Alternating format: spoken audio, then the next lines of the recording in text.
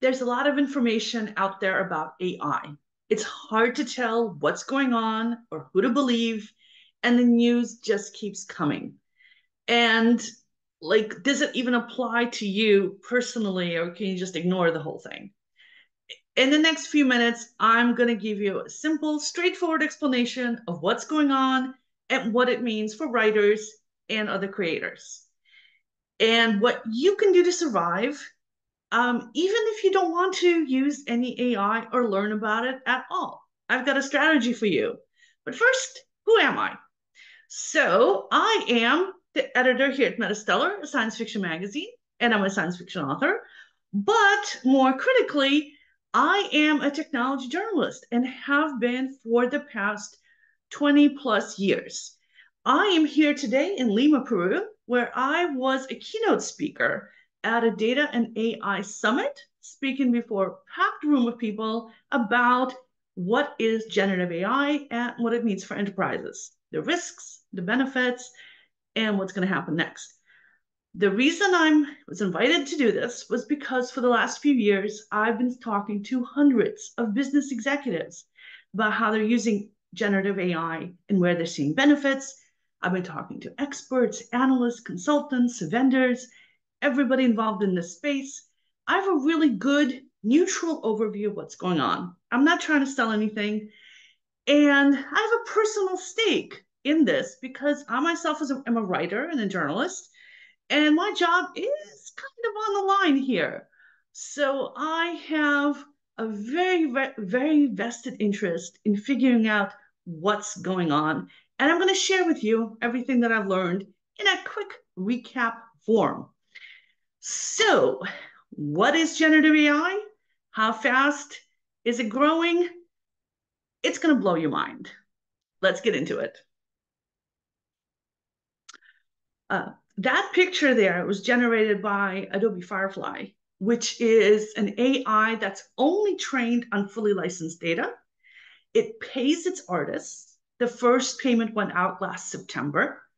And if you're going to be using any AI for image generation, I highly recommend firefly.adobe.com, and the basic plan is free.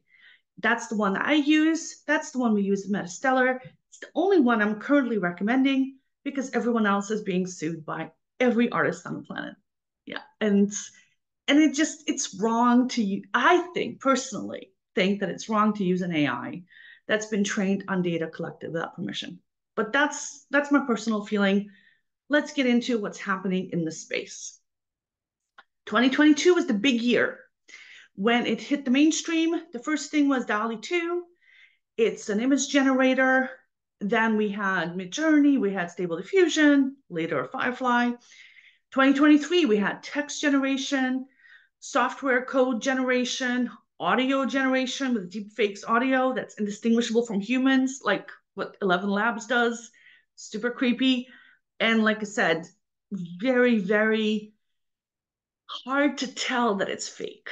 And this year we're seeing video generation that's almost as good as human video already. We're seeing 3D graphics. That's going to make a big change for video games once the technology develops a little bit. And we're seeing autonomous agents. Autonomous agent is where you give an AI a big overall instruction and it creates a plan, it delegates tasks, it has a memory, it can do higher order stuff that simple ChatGPT can't do. And it's going to be another one of those transformative things for artificial intelligence. It just hit a week ago. Yeah, it's moving faster than any technology I've covered in my 20 years as a tech journalist. And I covered a lot of things that transform quickly. I covered China's transformation. I was the bureau chief in Asia for 5 years. I covered actual civil wars. I was in Chechnya and Afghanistan before I became a technology journalist. This is the generative AI stuff is really transformative. And in fact, I'm going to give you a little taste of how fast it's moving. This was Midjourney in March of 2022 when I asked it to draw me a kitten. That was the whole prompt, kitten. This is what it gave me in November, 8 months later. Midjourney started winning tons of awards, arts award, photography awards. Even the best experts in the field couldn't tell that something was created by AI instead of a human. And if the top experts can't tell, nobody can tell. About a month ago, the top competition for science fiction books in Tokyo picked a book that was partly written by ChatGPT. In a current slate of Pulitzer Prize finalists for journalism, 5% of them said they used ChatGPT or generative AI to create those articles. So yeah, it's no longer bad. It works really well, which is why you're going to have every company investing in it. This is a recent survey of over 1,000 CEOs. 93% are either already investing in generative AI or are planning to. One of the reasons is the return on investment they're seeing. According to an IDC survey, IDC is one of the most reputable companies in the research space.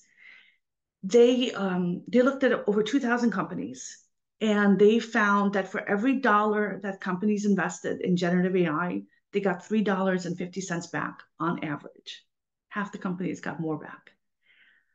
This is an insane level of return for an investment in a technology.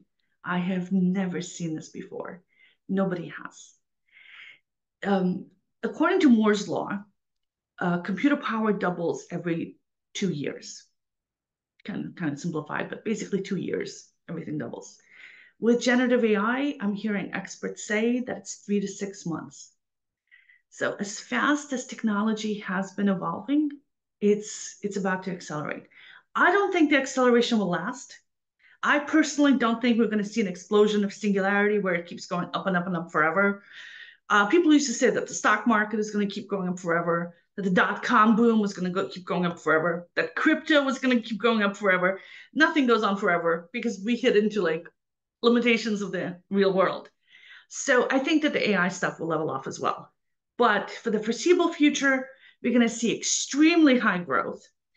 And we're about to see another big breakthrough. And OpenAI hinted about it recently in a paper they wrote. And that is world simulation. NVIDIA talked about this as well at their conference this week. World simulation is where an AI can simulate the entire world, not just text, not just pictures, not just audio, but everything together. It can learn from video. It can learn from physics textbooks. It can learn from all our social media posts. It can learn from everything. And it puts together a mental picture of the actual world, kind of like we do.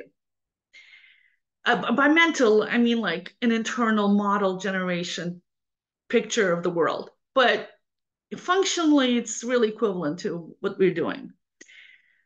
And this is going to be a major step towards artificial general intelligence, which is artificial intelligence that's as smart and as flexible as a human being. So that's coming. So when you make plans for generative AI, keep that in mind. Everything generative AI does right now, which is already absolutely terrifying. I shouldn't be smiling when I say this, but absolutely terrifying. It's going to be so much worse within the next year, 2 years. You literally haven't seen anything yet. Okay, so now that we've got that out of the way, let's talk about the fact that generative AI is just autocomplete on steroids. It's just cutting and pasting stuff from the internet. It's not really creative. We don't have to worry about it, right? Right? Right? Yeah. Okay, so yeah, so there's a myth that generative AI is just autocomplete. It predicts the next word by looking at the patterns between words, which is technically true. And that is how the old versions of AI worked. They looked at simple patterns between words and they looked for the next most likely word. Today's generative AIs look for patterns behind the patterns. They look for patterns behind the patterns behind the patterns. They look for patterns behind those patterns. And they're starting to get close to what we describe as understanding. Is it real understanding? Is it fake understanding? Does it really matter if the output looks indistinguishable from human understanding? And it's starting to get there. The same thing for creativity. Is it really creative or is it just cut and paste? They did a study where they gave creativity tests to a bunch of humans and to generative AI, and the generative AI outperformed the humans. And there's a couple of different ways to define creativity. Creativity is taking random things and kind of doing something with them, putting two different things together and doing something with that, projecting something to a new level or a new extreme or into the future, or getting some kind of divine inspiration from the universe. So putting the last one aside, because yeah, if that's what you believe creativity is, that it's part of being human, part of having a soul, then yeah, machines aren't going to have creativity. But if you fall into the category of creativity as being random, predictive, or combinatorial, then machines can be more creative than people. And maybe your Twilight fan fiction was inspired by something bigger than yourself, or maybe it falls into one of the other categories. But really, from the outside, it's really hard to tell the difference. So I did a test, and you can do this test as well. Anybody can do this test to figure out whether a generative AI program is just cutting pasting something that's out there. So let's say you have a book, War and Peace, and you want to know the main themes in the book, or who the main characters are, what the character's arc are, what the plot holes in the book are. I mean, that's easy for generative AI to do. There's so many papers out there on the internet talking about war and peace.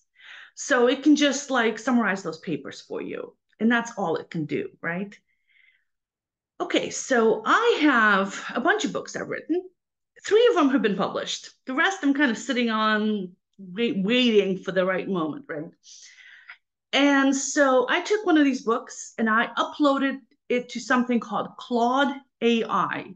That's CLAUDE.ai. I'm going to put links to everything in the description down below. The basic plan is free and it can handle text up to 150,000 words. My novel isn't quite that long, so I just put in the whole thing. Claude AI does not use your text for training data.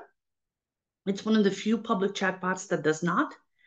It's owned by Anthropic, an AI platform built on the idea of responsible AI. It's constitutional AI. So if you're going to use like anything, you use Claude. And they're not the target of all the lawsuits that OpenAI is with ChatGPT. So anyway, so I uploaded a novel and I asked ChatGPT I asked Claude to tell me what the main themes were in my novel. And it told me. It read my book in seconds, figured out what the themes were, and told me my themes. It did not copy this from the internet because the book has not been published. Nobody has reviewed it. Nobody has written college papers on it. There's no information about my book online. It read it, it understood the themes, and told me what they were. So then I'm like, okay, what are the main character arcs in this book? And it told me the main character arcs. The character, so and so is going through this kind of conflict. This character is learning how to do this. This character is learning how to come face to face with their own whatever. It was right. So then I asked it, what are the plot holes in my book? And of course, my book has gotten lots of editing already from my writer support group that I'm in from an actual paid editor that was a human. I've reread it like dozens of times and rewrote massive parts of it. And so I'm like, what are the major plot holes in this book? And it gave me a list of plot holes that all of us had missed, including one really, really major glaring one about the villain's motivation. Because I knew what the villain's motivation was because I wrote him, but it really wasn't clear to the reader for the majority of the book why the bad guy was doing what he was doing. And so the book didn't make any sense. And my beta readers all knew what the bad guy was doing because they'd read all the previous versions of my book. And the editor that I'd hired missed that. And because in order to figure out something, you have to like read a book like multiple times and put yourself in the mind of the reader who's new to the book and all this other stuff. So yeah, the Claude AI knew my book better than I did. And it was right. And it found a whole bunch of other plot holes. And then I said, okay, let's look at the first one. How would you suggest I fix it in a way that fits with my book's themes and with the characters' character arcs? And it gave me a whole list of suggestions. And I'm like, well, I like option 3. Can you expand on that? Maybe tweak it in this way and this way? And it did. So yeah, it's creative. It's not just cutting and pasting. It's not just autocomplete on steroids. And this is just the beginning. Yeah. Okay, and you can try this for yourself. Claude AI. So how can writers and other creators survive given all this? I mean, AI can literally do everything that we do. It can write, it can edit, it can create images and audio and text and videos and everything else and do project management, right? What can we do? And there are things that we can do to survive and stay ahead of it. And one of those strategies does not involve learning anything about AI, but you have to do it strategically. And I'm going to tell you how right after a word thanking our sponsors. So, MetaStellar is funded fully by contributors. Here they are. Thanks, guys. All the money goes to pay for original fiction, and we publish tons of short stories on our website. We're in the middle of our spring submission cycle now. It ends March 31st. If you yourself are a short story writer, mark it on your calendar. We pay 8 cents a word. Thanks to these guys. All of us here are volunteers. We've got a few dozen people, copy editors, judges, video editors, PR people. We have so many people working on MetaStellar, and all of them do it for free. None of us get paid anything. All the money raised goes to original fiction. So please, please, if you like what we do and if you want to support us, join our Patreon. But one thing you can do right now is like this video, subscribe to the channel, share it if you would like, and we'd very much appreciate it. All right, so let's go back to generative AI and what you can do. What do you do to survive? Okay, so so what I'm hearing a lot from experts in this is they say AI is not going to take your job. Somebody who knows AI is going to take your job, which is true in its to a very big extent. But it doesn't necessarily mean that everybody who's currently in a creative profession has to become an AI expert and stay ahead of AI in a furious race to remain relevant. It's a possibility. Sure, you can do this. They can make it as part of your strategies. Or you can do something else. And we can learn from other industries that have been disrupted by technology that have survived. See, for example, you're a small farmer. You're not a big agricultural business, and you can still make it by doing organic, free range, farm to table, locally sourced, all those things. And the way you do it is by leaning into the fact that you're organic and free range and locally sourced. You promote that fact. If you don't tell people that your eggs are free range and organic, people don't know. They'll just look at your eggs and say, your eggs are more expensive. Your eggs are inconsistent in different sizes, and your eggs delivery isn't reliable. Why in the world should I pay more for your eggs? Well, the reason is because they're organic, they're free range, there's no antibiotics in our chickens, right? So on Etsy, you're gonna pay more for a handwritten, hand knitted sweater that's made from wool raised by organic sheep without any chemicals, by and produced with care. You go to a restaurant, you get the same meal as you can get at home, reheating something in the microwave, but it tastes better because you have a human bringing it to you. It means something. You're willing to pay extra for that human comfort, for that sense of status from being in a fancy restaurant, doing something different. Photography. So painters were totally disrupted by photography. With photography, you click a button and you have a picture. An artist would take years to learn how to make that picture and would not be able to make a picture as good as a cell phone everybody's carrying, unless they're like really exceptional. But artists flourished after photography came out. We had George O'Keeffe, we had Picasso, we had most of the brand name artists that we know happened recently. Before photography, most artists, nearly all artists, work on commission. They were told, okay, here's some money, paint the ceiling of the Sistine Chapel. Here's some money, I want a portrait of my wife, Mona, right? Today, artists work from creativity, they work from inspiration, and their art has meaning. It has a message that it conveys. In addition, photography itself became an art form. It gave rise to professions like photojournalism. It gave rise to movies and television. We wouldn't have them without photography. So I think that in retrospect, looking back at photography, it benefited artists, and it also created new creative opportunities. And there's still high-end portrait painters. If you want to sit for a portrait, you can get a portrait. Many portrait painters work from a photograph to make it even easier for you.